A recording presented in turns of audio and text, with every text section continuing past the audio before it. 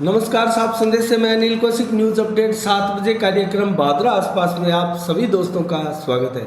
दोस्तों, कार्यक्रम की शुरुआत करते हैं आज की प्रमुख खबर के साथ। और आज की प्रमुख खबर हम लेते हैं वैक्सीन को लेकर। दोस्तों, जिस प्रकार से वैक्सीनेशन आज हुआ है और कल नहीं हुआ, परसों हुआ था, तो इसी प्रकार दोस्तों कल वैक्सीन लगने की सूचना हमारे पास नहीं है। किसी प्रकार से कल वैक्सीनेशन का कार्य बादरा क्षेत्र में नहीं होने जा रहा है और संभवतः पूरे ज़िले में अभी तक कोई सूचना नहीं है। अगर देर शाम को कोई सूचना आती है दोस्तों तो हम कमेंट बॉक्स में भी आपको बता देंगे। तो कुल मिला के आज जो वैक्सीनेशन हुआ 1650 डोज आई थी। और दोस्तों एक जो 100 का पैकेट होता है वैक्सीन का डोज का, उसमें 10 से कहीं अधिक वैक्सीन जो है अतिरिक्त आती है, एक्स्ट्रा आती है। तो उसके हिसाब से आज जो वैक्सीनेशन का कार्य हुआ है वो हुआ है 1934 का दोस्तों। तो आज कहाँ कहाँ किस प्रकार लगी है मैं आपको बता दूं। तो बादरा क्षेत्र में 3 सेंटर थे और तीनों पर 526 वैक्सीन की डोज कोविशील्ड की लगी है। और मालकस में 118, बिरानी में 116, छानी बड़ी में 120, गदरा में 114, छानी गांधी बड़ी में माफ कीजिएगा 127, चौबारा में 120 और कर्णपुरा में 115, नेठाणा में 114, रतनपुरा में 120 और शेरपुरा में 110, उत्तरादाबास में 114 वैक्सीन कोविशील्ड की लगी है दोस्तों। तो आज 1934 वैक्सीनेशन का कार्य संपन्न हुआ है और संभवतः कल नहीं होगा और परसों की संभावनाएं हैं। और जिस प्रकार वैक्सीन आएगी उसकी डोज जिस प्रकार से ज़िले में वितरण होगी तो हम आपको इसकी सूचना बराबर देते रहेंगे। और आज सैंपल मात्र 10 बादरा से ही भेजे हैं, कहीं से सैंपल आज नहीं भेजे। रविवार का दिन था, रविवार को प्राय कर्मचारी छुट्टी पर होते हैं। तो दोस्तों कुल मिला के आज एक मैं ऐसे कोरोना वॉरियर्स की खबर आपको बताता हूं दोस्तों, जो बहुत ही जांबाज युवा है और रिटायर्ड फौजी है दोस्तों, राजेंद्र सोनी। बहुत ही शानदार सेवाएं उन्होंने कोरोना काल में बादरा पूरी तहसील क्षेत्र में दी है और उनको दोस्तों जिला कलेक्टर द्वारा सम्मानित किया गया है उनकी सेवाओं को देखते हुए। और वर्तमान में उनकी चल रही घर घर आयुर्वेदिक पौधे बांटने की सेवाओं को देखते हुए उनको सम्मानित किया गया है। और राजेंद्र सोनी की जो वर्तमान में दोस्तों सेवाएं चल रही है उनकी टीम के द्वारा, जिसमें 4 प्रमुख औषधीय पौधे हैं दोस्तों, उनका अलग अलग महत्व है। हमने आपको पीछे 5-7 रोज पहले और इन सभी 4 औषधीय पौधों का पूरा महत्व बताया था। वो अगर आप पूरा महत्व जानना चाहते हैं तो हमारा 5-7 दिन पहले का वो आप 7 बजे का कार्यक्रम अवश्य देखिएगा। तो दोस्तों तुलसी, गिलोय, अश्वगंधा और कालमेघ, तुलसी, गिलोय, अश्वगंधा और कालमेघ, ये चारों ही महत्वपूर्ण पौधे हैं दोस्तों, औषधीय पौधे हैं। और तुलसी जैसा पौधा तो दोस्तों देवीय पौधा है, इसको हमारे सनातन धर्म में पूजा जाता है।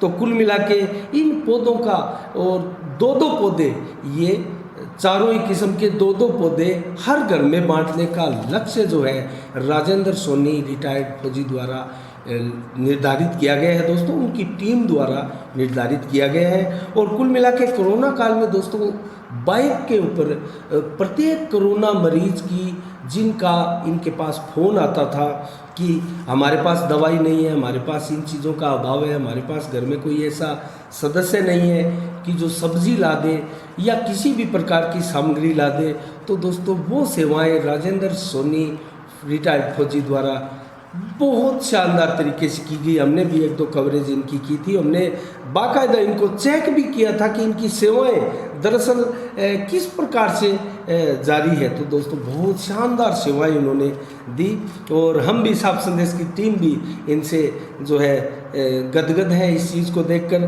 तो दोस्तों कुल मिला के अब एक संकल्प दोस्तों सभी युवाओं को लेना होगा एक प्रकार से, जिस प्रकार से कोरोना की जो लहर आई और दोस्तों मौतों का सिलसिला, मौतों का ग्राफ आपने कोरोना के दौरान देखा, जिस प्रकार से आपको एक संकल्प लेना होगा घर घर, हर वार्ड, हर गांव में, हर पंचायत स्तर पर, हर ढाणियों में आपको हरित क्रांति जैसा अभियान चलाते हुए पौधे लगाने होंगे दोस्तों। जिस प्रकार से ऑक्सीजन को लेकर, ऑक्सीजन की कमी को लेकर लाखों लोग हमारे देश में काल का ग्रास बन गए दोस्तों, उसको लेकर हमें सजग रहना है और हमें एक और अभियान चलाना है महीनों तक। इसमें वर्षों भी लग जाए दोस्तों, लेकिन पूरे भारत की कायापलट होगी, पूरी दुनिया की कायापलट होगी दोस्तों। और जो जिस प्रकार से वातावरण में जो बदलाव आप देख रहे हैं, भीषण गर्मी आप देख रहे हैं, अनियमितताएं आप बरसात में या मौसम में आप देखते हैं, वो दोस्तों इसी बदौलत है। अगर आप ज़्यादा से ज़्यादा पौधारोपण करते हैं और लाखों करोड़ों की संख्या में पौधे अगर यहाँ लगते हैं दोस्तों हमारे भारत में, राजस्थान में, तो इसका परिणाम जो है बहुत सुखद आपको भी देखने को मिलेगा। ताज़ी हवा के रूप में, शुद्ध ऑक्सीजन के रूप में, छाया के रूप में दोस्तों इसके बहुत महत्व है। औषधीय पौधे होंगे तो उनकी औषधियों से कितने लोगों का जीवन जो है वो सफल होगा, जीवन बच पाएगा।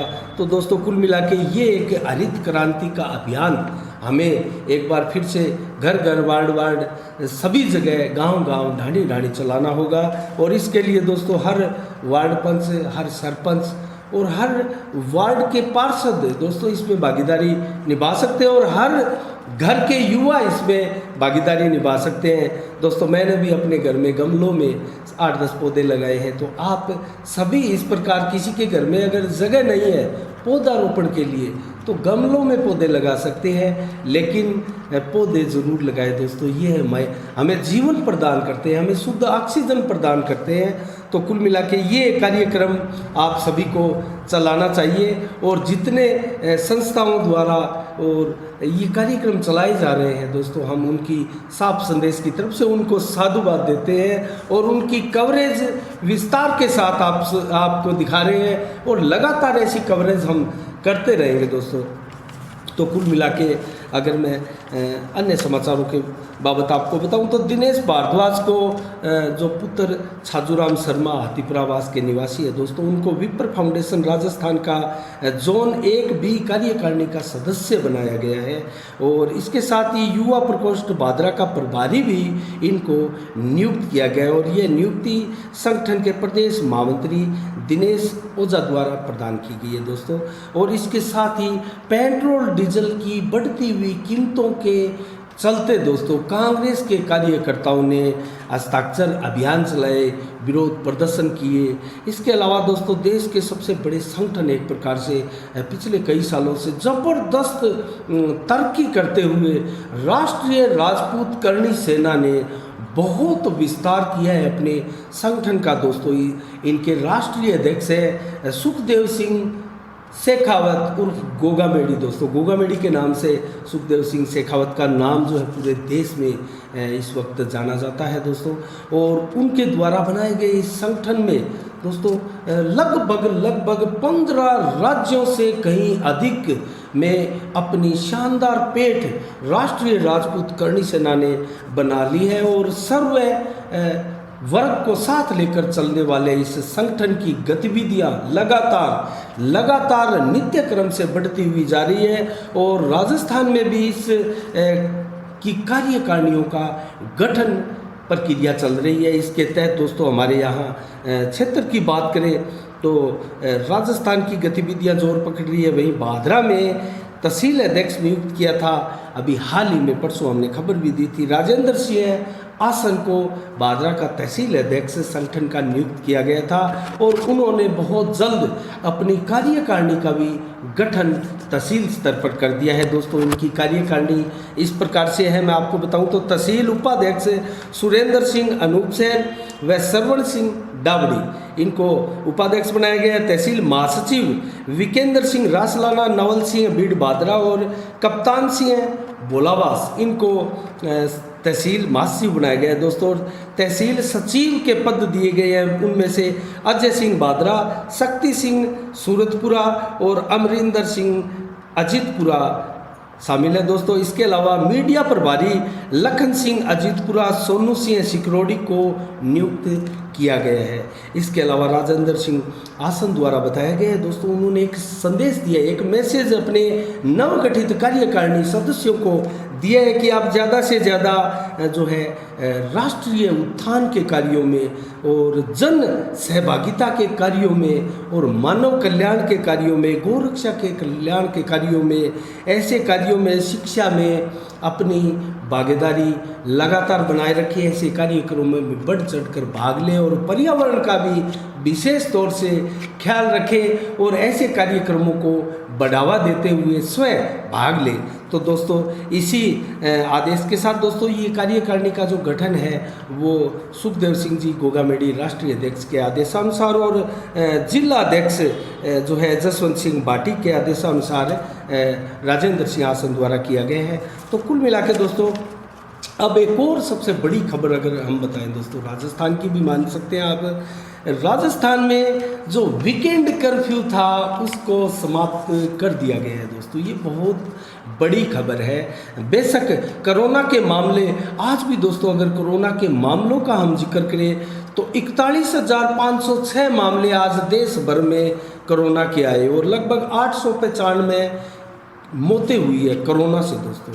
रिकवरी रेट ज़रूर हम मानकर चलते हैं कि 97.20% का रिकवरी रेट हमारे भारत में है और काफ़ी अच्छा रिकवरी रेट है। लेकिन दोस्तों ये जो 40-50 हज़ार के करीब रोज़ाना मामले आने और यहाँ एक प्रकार से आंकड़े स्थिर हो जाने का जो घटनाक्रम है लगभग 20 दिन होने को चले हैं दोस्तों, और 50,000 के 40,000 के बीच और लगभग करीब करीब जो मामले रह रहे हैं वो हमारी चिंता बढ़ाने वाले हैं दोस्तों। पूरे देश के विशेषज्ञों की चिंता बढ़ाने वाले हैं, राज्य और केंद्र सरकार की चिंताओं को बढ़ाने वाले हैं, वैज्ञानिकों की चिंता बढ़ाने वाले हैं दोस्तों। और जिस प्रकार से तीसरी लहर की, तीसरी वेव की संभावनाएं व्यक्त की जा रही है दोस्तों, कहीं कहीं हमारे राज्यों में इस प्रकार की अफवाहें चल रही है कि तीसरी लहर का भारत में प्रवेश हो चुका है दोस्तों। ऐसा अभी भी कुछ नहीं हुआ है, अभी हम दूसरी लहर में ही हैं और दूसरी लहर अभी समाप्त भी नहीं हुई है दोस्तों, दूसरी लहर में ही है। और दूसरी लहर में अभी भी अगर हम देखें तो 4,08,000 से कहीं अधिक तो मौतें हो चुकी है दोस्तों अब तक कोरोना से भारत भर में, और 4,54,178 के लगभग आज भी एक्टिव केस भारत में है। 4,54,118 दोस्तों, ये संख्या कतई कम नहीं है। और जब तक किसी देश में 4 लाख से कहीं अधिक एक्टिव केस हो, उस देश में उस लहर को जाना नहीं कहा जाता दोस्तों। और सावधानियां बरतने की आवश्यकता है, लेकिन सावधानियां हमारे आसपास, हमारे शहर से, हमारे बाज़ारों से नदारद हो चली है। ये बहुत चिंता बढ़ाने वाली बात है दोस्तों। आप और हम सबको ख्याल रखना है, हम गाइडलाइन का पालन ज़रूर करें, ऐसा आप सुनिश्चित करें अपने घर में, अपने आसपास, अपने यार मित्रों के साथ, जहाँ भी आप काम करते हैं वहाँ आप ये सुनिश्चित करें कि गाइडलाइन का पालन अच्छी तरीके से हो रहा है या नहीं हो रहा है। और इसके लिए आप दोस्तों बोल भी सकते हैं, बोलकर भी कह सकते हैं, टोक सकते हैं ऐसे लोगों को जो मास्क लगाकर आपके इर्द गिर्द आते हैं। तो कुल मिला के ये गाइडलाइंस जो आज जारी की गई है दोस्तों, वीकेंड कर्फ्यू एक प्रकार से हटाया गया। अब लोग रात को 11 बजे तक भी अपने प्रतिष्ठान जो है वो खुले रख पाएंगे। इसके लिए भी जो है गाइडलाइन एक प्रकार से जो है वो, अगर मैं आपको बताऊं तो किसी भी प्रकार के राजनीतिक कार्यक्रम दोस्तों, सामाजिक कार्यक्रम, धार्मिक कार्यक्रम जिनमें भीड़ ज़्यादा हो, जुलूस हो, ऐसे कार्यक्रम अभी भी सरकार ने इन पे रोक लगाई हुई है दोस्तों। ऐसे कार्यक्रम आप नहीं कर सकते। और दोस्तों सिनेमा हॉल को ज़रूर खोला गया है। सिनेमा हॉल को इस शर्त पे खोला गया है कि आपको वैक्सीन की जो डोज लगी हुई है उसका प्रमाण पत्र दिखाकर टिकट लेकर अंदर जाना होगा। क्या ऐसा हो पाएगा? क्या इस ऐसी गाइडलाइंस का पालन होता है हमारे देश में? दोस्तों ये एक अलग सवाल है, लेकिन इसी आधार पर सरकार ने है तो गाइडलाइन में सिनेमा हॉलों को, थिएटरों को, मल्टीप्लेक्स थिएटरों को जो है सुविधाएं प्रदान की है कि आप खोल सकते हैं शाम को 8 बजे तक, सुबह से लेके आप अपने शो चला सकते हैं। और उपस्थिति आपको 50% रखनी होगी और एक सीट छोड़कर एक सीट पर आपको बैठाना होगा। तो कुल मिला के इन्हीं गाइडलाइंस के साथ अगर मैं आपको चर्चा करूं दोस्तों, किसी प्रकार से खेल पर भी एक प्रकार से पाबंदियां हटी है। सुबह से लेकर आप शाम तक खेल मैदान में जा सकते हैं, अपने खेल खेल सकते हैं, लेकिन इसमें भी आपको सोशल डिस्टेंस का जो है पालन करना होगा। और रेस्टोरेंट में भी दोस्तों 50% की जो है एक प्रकार से बाध्यता की गई है। एक सीट छोड़कर एक सीट पर आपको रेस्टोरेंट में बिठाने की छूट दी गई है। तो कुल मिला के ये ऐसी गाइडलाइंस के साथ, और मैं आपको अगर सख्ताई पाबंदियां जो है उसके बारे में आपको बताऊं तो राजनीतिक दल, सामाजिक संगठन और सार्वजनिक किसी प्रकार का जो कार्यक्रम है, सांस्कृतिक समारोह है, जुलूस है, विवाह शादी है इनके, और ऐसे त्योहारों आदि का जो कार्यक्रम होता है बड़े स्तर पर भीड़ जुटने वाला, ऐसे कार्यक्रमों पर रोक रहेगी दोस्तों। तो इसी के साथ अगर मैं एक और खबर का चर्चा करूं दोस्तों, जिक्र करूं आपके सामने, तो भादरा में फसल बीमा क्लेम को लेकर बड़ी चर्चाएं चल रही है और इसके घोटाले को लेकर दोस्तों इसकी जांच भी आई हुई है। जिस प्रकार से जिला भर में गूंज है, एक प्रकार से मलसीसर जो सहकारी बैंक की शाखा थी दोस्तों, मलसीसर शाखा, उसमें जिस प्रकार से फसल बीमा क्लेम को लेकर घोटाले की खबरें आई थी दोस्तों, उसमें कहीं ना कहीं सत्यता जान पड़ती है। मैं आपको इसके बारे में बताऊं तो आप गौर से समझिएगा, इसको सुनिएगा दोस्तों। एक वर्ष में जिस प्रकार से 40,000 से कहीं अधिक भादरा में बीमा पॉलिसियों का आंकड़ा बढ़ा है दोस्तों, एक वर्ष में 40,000 से कहीं अधिक बीमा पॉलिसियों का आंकड़ा बढ़ा है, उससे भी कहीं ना कहीं संदेह की सुई जाती है। और इसके अलावा दोस्तों 2019 में भी करीब 50,000 से 55,000 व्यक्तियों के जो है खरीफ की फसलों के बीमे किए गए थे, उससे भी संदेह बढ़ता है इतनी भारी संख्या भादरा में कैसे हुई है। ज़रूरी नहीं है दोस्तों यहाँ कोई बड़ा घोटाला ही निकले, लेकिन संदेह व्यक्त किया जा रहा है पूरे जिले भर में इसको लेकर। 2020 में भी अगर तहसील भर से देखें तो प्रधानमंत्री फसल बीमा योजना का जो बीमा कराया गया था दोस्तों, एक प्रकार से इतनी बड़ी संख्या में, वो भी कहीं ना कहीं शक के दायरे में लिया जा रहा है दोस्तों। इसमें फर्जीवाड़े की आशंकाओं को बल मिलता है। तो कुल मिला के दोस्तों आज के 7 बजे के कार्यक्रम में फिलहाल इतना ही। फिलहाल दोस्तों जो 12 नंबर वार्ड और 35 नंबर वार्ड जो उपचुनाव के लिए नगर पालिका में हमारे चुनाव होने हैं 26 जुलाई को, उसमें दोस्तों कहीं ना कहीं अभी भी फाइनल नहीं हुए हैं उम्मीदवार जो है। नाम बहुत से आए हैं दोस्तों, अनवर कुरैशी के पिता का नाम भी इसमें आ रहा है कि वार्ड नंबर 12 से चुनाव लड़ रहे हैं। वही इस्लाम कुरैशी के भतीजे पुत्र का भी नाम आ रहा है कि वहाँ से चुनाव लड़ रहे, और सालम खोखर का भी एक नाम दोस्तों वहाँ से आया हुआ है। लेकिन वार्ड नंबर 35 से भी इसी प्रकार विनोद सैनी का एक नाम जो है मजबूती के साथ आया हुआ, और कोई नाम अभी तक वार्ड नंबर 35 से सामने नहीं आ रहे। तो कुल मिला के दोस्तों हमारी नज़रें बनी रहेगी, और जैसे ही इन घटनाक्रमों में कोई बड़ा ट्विस्ट आता है तो हम आपको ज़रूर इसके बाबत बताएंगे और विस्तार से इसकी समीक्षा भी समय समय पर करते रहेंगे। तो आज के 7 बजे के कार्यक्रम में दोस्तों इतना ही। कल ठीक शाम 7 बजे फिर आपसे रूबरू होगी नई खबरों के साथ, नई समीक्षा के साथ। तब तक के लिए आप अपना बहुत बहुत ख्याल रखिएगा। मुझे दीजिएगा इजाज़त। साफ संदेश से मैं अनिल कौशिक, नमस्कार, जय भारत, जय जय राजस्थान।